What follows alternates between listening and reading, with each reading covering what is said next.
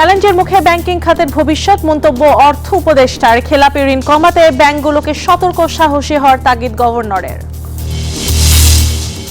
ভোক্তা পর্যায়ে আরও বাড়ল এলপিজির দাম। 12 কেজি সিলিন্ডারের দাম 50 টাকা বৃদ্ধি বিইআরসি সন্ধ্যা থেকেই কার্যকর। অনিরাপদ খাবারে বছরে প্রায় 35,000 মৃত্যু। খাদ্যের নমুনা পরীক্ষায় তথ্য, সার ও কীটনাশকের ব্যবহার কমিয়ে আনার তাগিদ। আমন্ত্রণ ব্যবসা বাণিজ্যের অর্থনীতির সর্বশেষ খবর নিয়ে নিউজ 24 এর নিয়মিত আয়োজন বিজনেস টাইমে। সাথে আছে আমি পিঙ্কি সানোয়ার। এতক্ষণ দেখছিলেন সংবাদ শিরোনাম, এবার বিস্তারিত। ভবিষ্যতে ব্যাংকিং খাতে কঠিন চ্যালেঞ্জ অপেক্ষা করছে বলে আশঙ্কা প্রকাশ করেছেন অর্থ উপদেষ্টা সালেউদ্দিন আহমেদ। সোমবার সোনালী ব্যাংকের বার্ষিক সম্মেলনে তিনি কথা বলেন।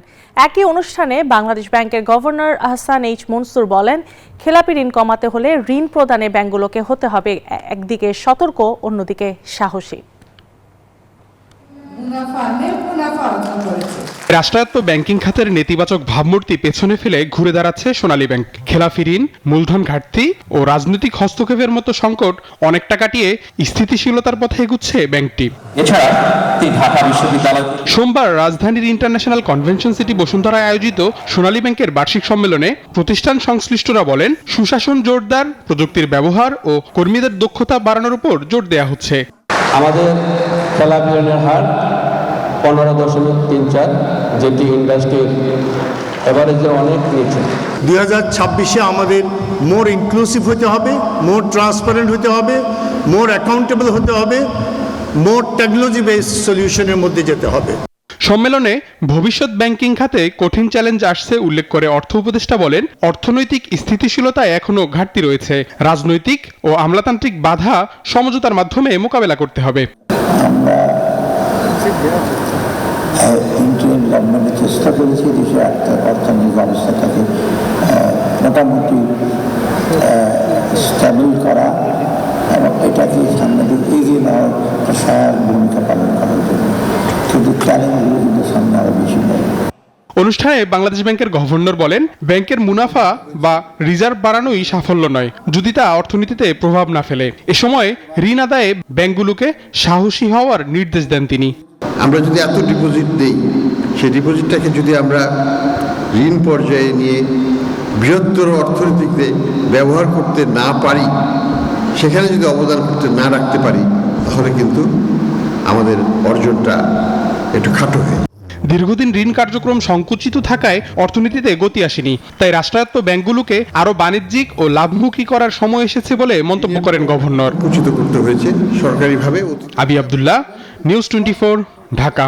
ভোক্তা পর্যায়ে আরও বাড়ানো হয়েছে তরলীকৃত পেট্রোলিয়াম গ্যাস এলপিজির দাম। ফেব্রুয়ারি মাসের জন্য 12 কেজি এলপিজি সিলিন্ডারের দাম 50 টাকা বাড়িয়ে 1356 টাকা নির্ধারণ করা হয়েছে। সোমবার দাম বাড়ানোর নতুন ঘোষণা দিয়েছে Bangladesh energy regulatory commission BERC. এদিন সন্ধ্যা 6টা থেকেই নতুন দাম কার্যকর হবে বলে জানিয়েছে সংস্থাটি। বিইআরসি জানায়, একই সঙ্গে অটো গ্যাসের দামও বাড়িয়েছে বিইআরসি। ফেব্রুয়ারি মাসে ভোক্তা পর্যায়ে 2 টাকা 34 পয়সা বাড়িয়ে অটো গ্যাসের মূসক সহ দাম প্রতি লিটার 62 টাকা 14 পয়সা নির্ধারণ করা হয়েছে। এর আগে গত 4 জানুয়ারি সবশেষ এলপি গ্যাস ও অটো গ্যাসের দাম নির্ধারণ করে বিইআরসি। দেশের বাজারে স্বর্ণের দাম সকাল ও বিকেল 2 বেলা দাম কমলো আজ। সকালে ভরিতে কমেছে 6,590 টাকা, পরে বিকেলে আরেক দফা দাম 5,424 টাকা কমানো হয়। এর ফলে একই দিনেই প্রতি ভরিতে 2 দফায় দাম কমলো প্রায় 12,014 টাকা। বাংলাদেশ জুয়েলার্স সমিতি বাজুস সোমবার বিকেল 3টার পর দ্বিতীয় দফা নতুন দামের ঘোষণা দেয়। এতে বলা হয়, 22 ক্যারেট 1 ভরি স্বর্ণের দাম কমে হয়েছে 2,45,760 টাকা। এছাড়া 21 ক্যারেটের প্রতি ভরি 2,34,563 টাকা, 18 ক্যারেটের প্রতি ভরি 2,01,087 টাকা এবং সনাতন পদ্ধতির প্রতি ভরি স্বর্ণের দাম 1,64,523 টাকা নির্ধারণ করা হয়েছে। স্থানীয় বাজারে তেজাবি স্বর্ণের দাম কমায় সার্বিক পরিস্থিতি বিবেচনায় স্বর্ণের নতুন দাম নির্ধারণ করা হয়েছে বলে জানিয়েছে বাজুস। দেশে অনিরাপদ খাদ্য গ্রহণে সৃষ্ট স্বাস্থ্য ঝুঁকিতে বছরে প্রায় 35,000 মানুষ মারা যাচ্ছে। এর মধ্যে 5% মানুষ ডায়রিয়া সহ নানা রোগে আক্রান্ত হচ্ছে। সোমবার ডাটাবেইজে খাদ্যের নমুনা পরীক্ষার ফলাফল প্রকাশ অনুষ্ঠানে এ তথ্য তুলে ধরে বাংলাদেশ নিরাপদ খাদ্য কর্তৃপক্ষ। এ সময় খাদ্য উপদেষ্টা বলেন, অপর্যাপ্ত চাষযোগ্য জমি নিয়ে খাদ্যের যোগান দিতে হচ্ছে। ফসলি জমিতে সার এবং কীটনাশকের ব্যবহার কমিয়ে আনার চেষ্টা চলছে। নিরাপদ ও পুষ্টিকর খাদ্য গ্রহণ শরীরকে সুস্থ কর্মক্ষম রাখতে অত্যন্ত গুরুত্বপূর্ণ। এতে একদিকে যেমন সুস্থ থাকা যায়, অন্যদিকে ডায়াবেটিস, ক্যান্সার ও হৃদরোগের মতো দীর্ঘস্থায়ী অসংক্রামক রোগ প্রতিরোধে সহায়তা করে। কিন্তু বাস্তবতা হচ্ছে খাদ্য নিরাপত্তাহীনতায় ভুগছে দেশের ৩১% মানুষ। ৬৬% মানুষ পায় না পুষ্টিমান সম্মত খাবার। সোমবার জাতীয় খাদ্য দিবস ২০২৬ উপলক্ষে নিরাপদ খাদ্য কর্তৃপক্ষ আয়োজিত সেমিনার এমন ভয়াবহ তথ্য তুলে ধরেন গবেষকরা। তারা বলেন, এর প্রধান কারণ কৃষি জমিতে ব্যবহৃত অতিমাত্রার সার বা কীটনাশক। অনুষ্ঠানে কৃষি সচিব বলেন, খাদ্যের নিরাপত্তা নিশ্চিতে স্বল্প, মধ্য এবং দীর্ঘমেয়াদী প্রকল্প গ্রহণ করতে হবে। ইতিমধ্যে ৫ বছরের কর্মসূচি গ্রহণের পরিকল্পনা চলছে বলেও জানান তিনি। আমাদের কৃষির সার্বিক উন্নয়ন, সার্বিক ব্যবস্থাপনা এবং কৃষির খাদ্য নিরাপত্তা একটা মাইলস্টোন হিসেবে কাজ করবে। গুড এগ্রিকালচারাল প্র্যাকটিস এটা খুব জরুরি। এই ক্ষেত্রে শুধু আমরা যারা সরকারি কর্মকর্তা আছি শুধু তাদের ভূমিকা থাকলে চলবে না, সবাইকে সচেতন থাকতে হবে। এ সময় খাদ্য উপদেষ্টা বলেন, অনিরাপদ খাদ্যের সংকট নিরসনে উৎপাদন বাড়ানোর পাশাপাশি খাদ্য নিরাপত্তা নিশ্চিত করতে হবে। সরকার ফসলি জমিতে সার এবং কীটনাশকের ব্যবহার কমিয়ে আনার চেষ্টা করছে বলেও জানান উপদেষ্টা। আমরা উৎপাদন বৃদ্ধির জন্য আমরা সার ব্যবহার করি, আমরা পোকামাকড় জন্য কীটনাশক ব্যবহার করি। ওভারডোজের জন্য কিছু পরিমাণে এখানে খাদ্যের নিরাপত্তার দিকে কিছুটা ঝুঁকির মুখে আসছে। একটা সময় আসবে আমাদের সকলের সমন্বিত প্রচেষ্টায় সেটা আবার একটা সীমিত পর্যায়ে চলে আসবে।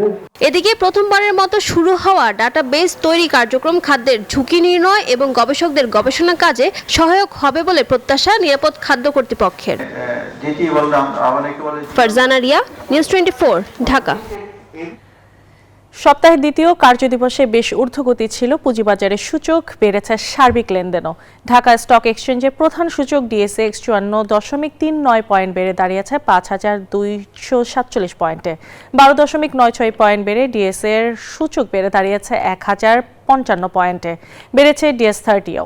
সোমবার সর্বমোট লেনদেন হয়েছে ৭৪৬,২৪,০০,০০০ টাকা, যা গতকালের তুলনায় বেশি। এদিন ২১৫টি কোম্পানির শেয়ার ও মিউচুয়াল ফান্ডের দাম বেড়েছে, কমেছে ১৬০টি এবং অপরিবর্তিত ছিল ৬৮টির দর।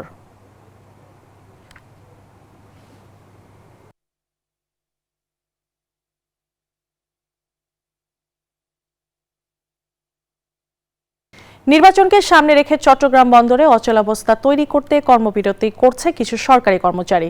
কর্মবিরতি প্রত্যাহার করে নিউ মোরিং কন্টেইনার টার্মিনালের কর্মচারীদের কাজে যোগ দেওয়ার আহ্বান জানিয়েছেন নৌ পরিবহন উপদেষ্টা ডক্টর এম শাখাওয়াত হোসেন।